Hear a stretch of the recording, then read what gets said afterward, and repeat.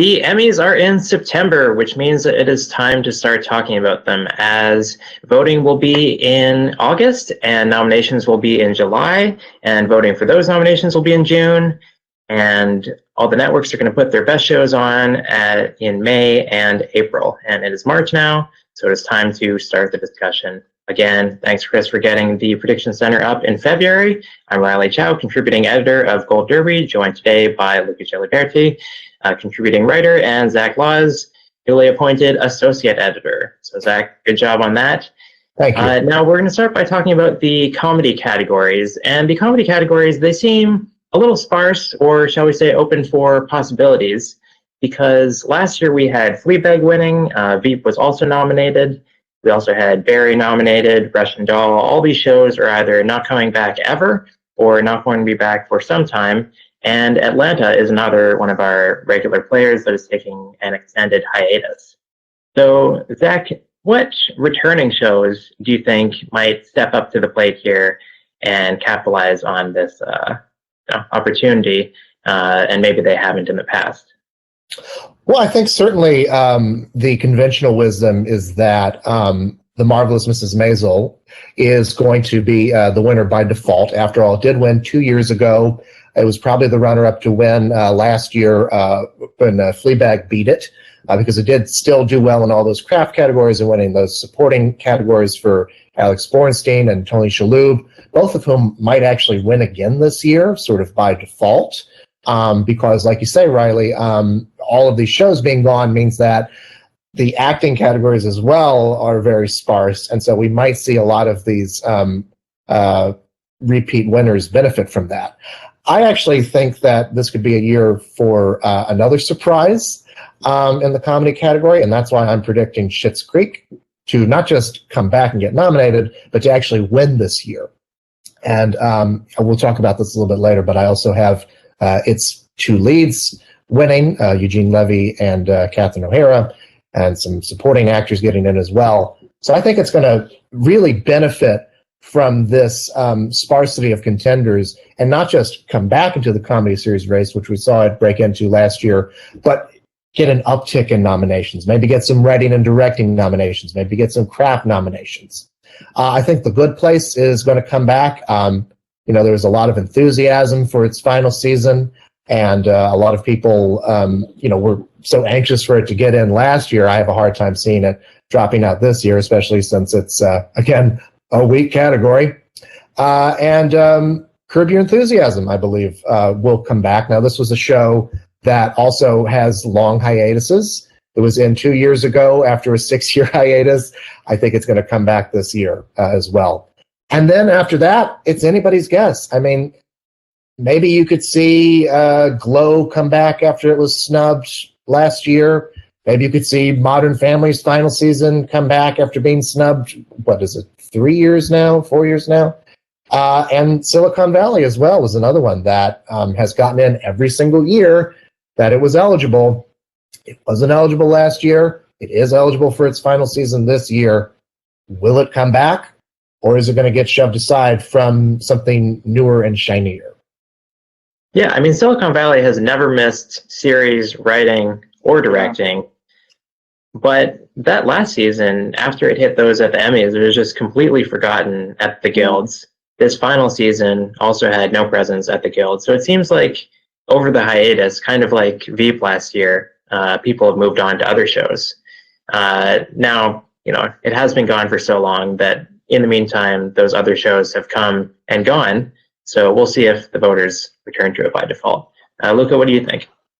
Well, the other shows that I still have getting in, they aren't returning shows, but one of them is Dead to Me. I think it started off really well last year with a nomination for Christina Applegate in lead actress, who then went on to get a Golden Globe, Critics' Choice, and SAG Award nominations, which bodes very well for her chances this year. The show also got a WGA win earlier this year, which is also a good sign for its chances perhaps in the writing categories. And as you've all mentioned, this category is very barren this year because there's so many shows not in the running this time around compared to last year. So I think this is Dead to Me's moment. We haven't heard yet when it's returning, but given that it finished filming in December, I believe. I think it's a safe bet to assume that it will return in the next few months. And I do think that'll be one of the main shows to capitalize on this empty field. And I think it'll carry along a few more nominations, specifically Linda Cardellini, who I'm sure we'll talk about later on. And then the other show I have, the new show is Run, which will air in April on HBO and stars Merritt Weaver. Is produced by, among others, Phoebe Waller-Bridge, who I believe will also guest star on the show. And I think this is a show we really have to pay attention to, because if this blows up when it comes out and gets, rave reviews, I think it could be in those top 3 spots for comedy series if it is this fresh, big, new thing. And otherwise, I agree with both of you. I agree with Zach. I think Schitt's Creek is about to explode. If we've seen anything in the last few years, or in the last year, whether it was the Oscars or the comedy, Emmy categories last year, passion trumps everything. And I think Schitt's Creek has been building up momentum since last year when it completely overperformed at the Emmys. And I think this is its year. The Marvelous Mrs. Maisel is right there. It had another acclaimed 3rd season, maybe not as acclaimed as the first 2, but it's been performing as well as ever. And it's going to get a ton of nominations again. So it'll be a very interesting race, even if the field isn't as stacked as it was last year. Yeah, and I just want to clarify that when we say that it's a weak field, we're not saying that there are not necessarily good comedies out there, but there are certain comedies that appeal to the Emmys and many others that do not. And it seems like we have very few in that former group this time around. I can't get a handle on how much people like The Marvelous Mrs. Maisel, because last year at the Emmys, for example, it won just as many Emmys as the year before, which was a record for a comedy. But it couldn't take comedy serious. And then we see the same thing at the Guilds, where it makes gains in some places and it loses other places that it had won before. It seems to be just kind of there as a default choice. So I'm kind of wondering if this will be like when Game of Thrones came back after its hiatus between, I think, it's 6 and 7 seasons, where people thought, okay, maybe people don't really care as much about Game of Thrones anymore. But it was the default choice enough that it was able to hold off, whatever else was coming that season, The Handmaid's Tale or Stranger Things or whatnot. Maybe Schitt's Creek is too small, is what I'm saying. Yeah. I have the concern certainly about Run, because even though I do think that Run is going to be a major player across the board, it does seem a little insular to be winning comedy series when they've avoided so many kind of one-man shows over the years. This show has a 2-person main cast, but I do think it'll be a huge player given that it's got all this pedigree, and also HBO is airing it in the spring, which seems like they have faith, confidence in it. In terms of returning comedies, we've talked about Dead to Me, which has done very well at the Guilds, and it got 1 Emmy nomination last year, so that's something. But that's also a show that could kind of go off the rails in its 2nd season narratively. So hopefully it doesn't. And then another one from Netflix is the Kaminski Method. Kaminski Method has been nominated consistently at the Golden Globes and the Screen Actors Guild Awards. And this year it was nominated basically nowhere else, even though last year it was nominated at Critics' Choice, Satellite Awards, American Film Institute Awards. So it seems strange for a show that has measurably less buzz and acclaim this year to make gains at the Emmys, but I think that's where we are with the state of the race here. Well, the interesting thing about the Kaminski Method is that we never know for sure how close something was to getting in because we never see vote totals. But you can kind of guess that the Kaminski Method was maybe in that 8th or 9th place for comedy series. Like, I think it just barely missed, and it really was hurt by Schitt's Creek having this sudden groundswell of love from voters. I think had that not happened, it might have gotten in last year.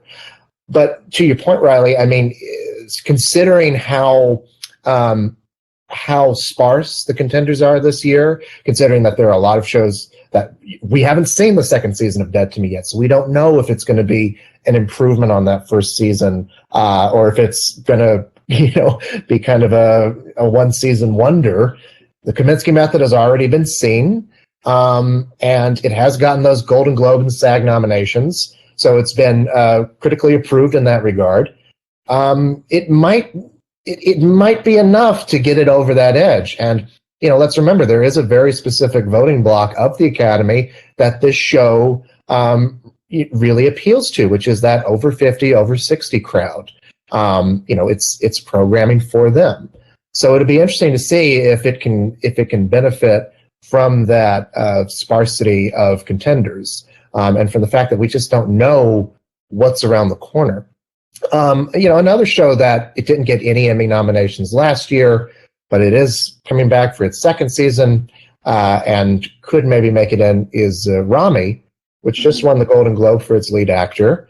I think it's more likely that he gets in than the show. But again, maybe Rami Youssef, he is, after all, like the title of the show. Maybe he can help carry it along into that 7th place slot.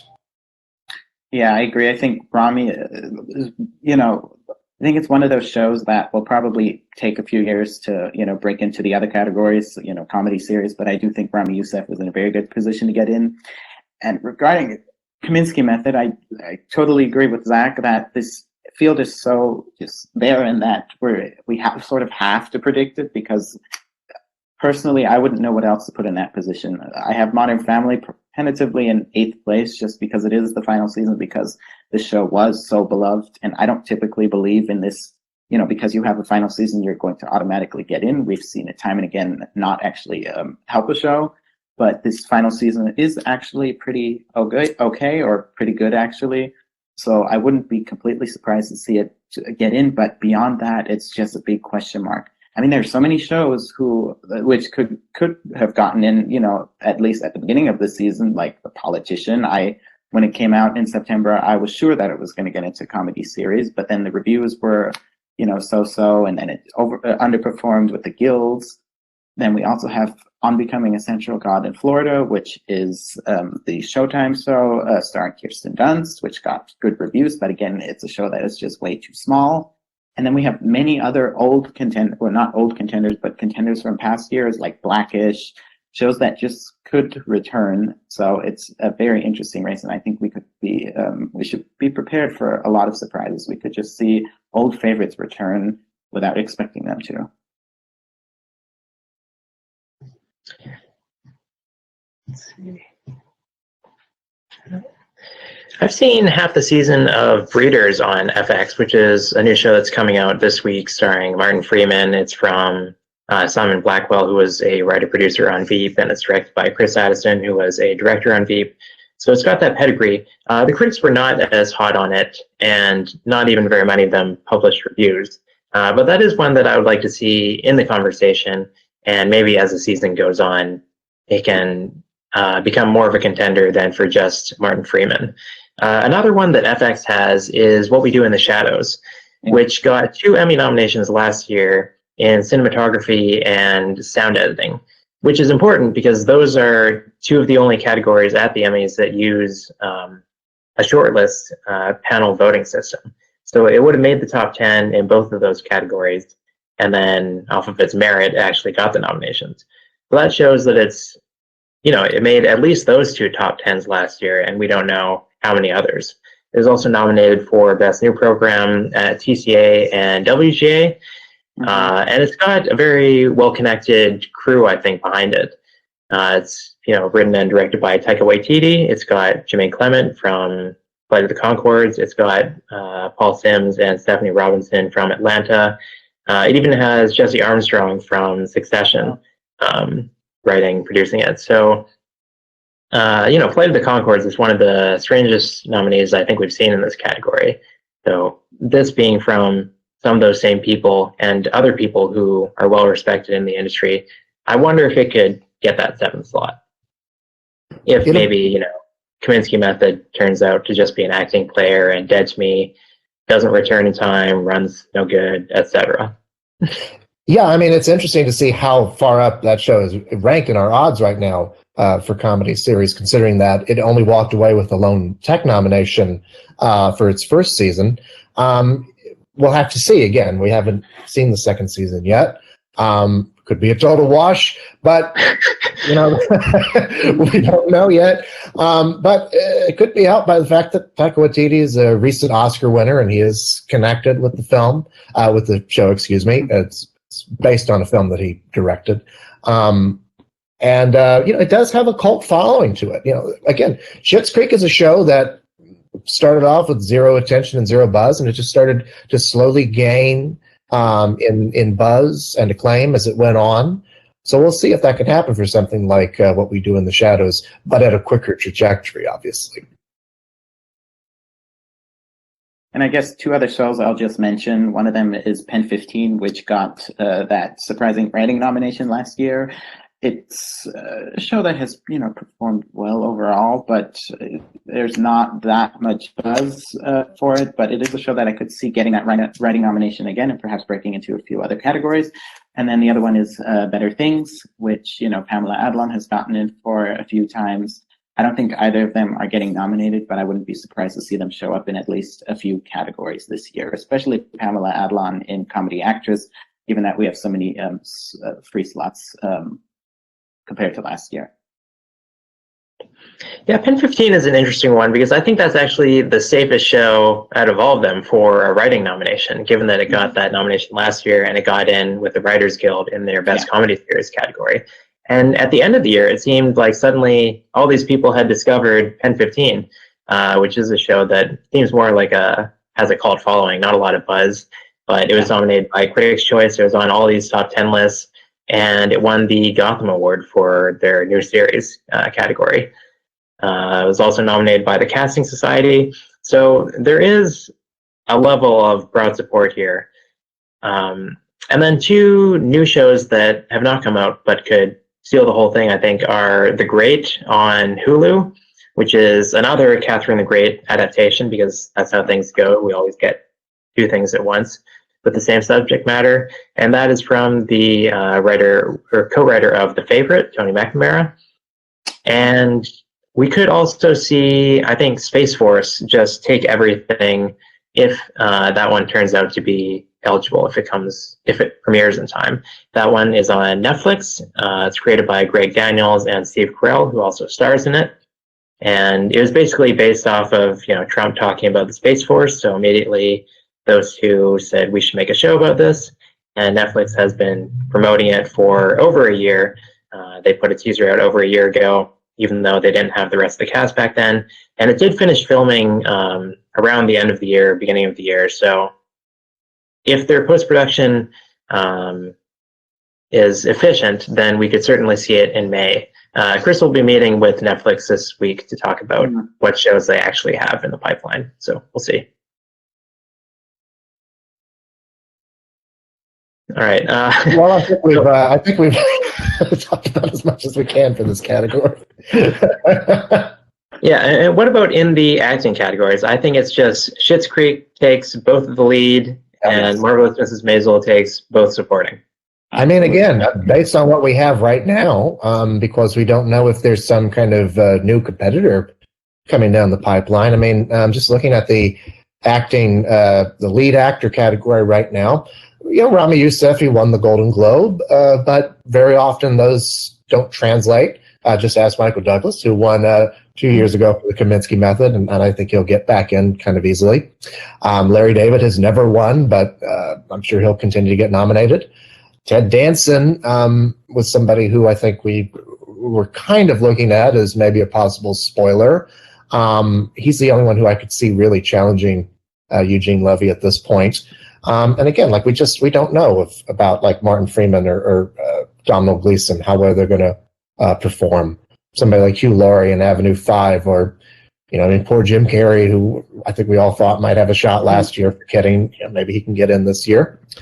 And then an actress, conventional wisdom would say Rachel Brosnahan, but then again, conventional wisdom said that Julia Louis-Dreyfus was going to win last year, and smart people like myself, and Riley, I can't remember if you were smart as well about this, so forgive me.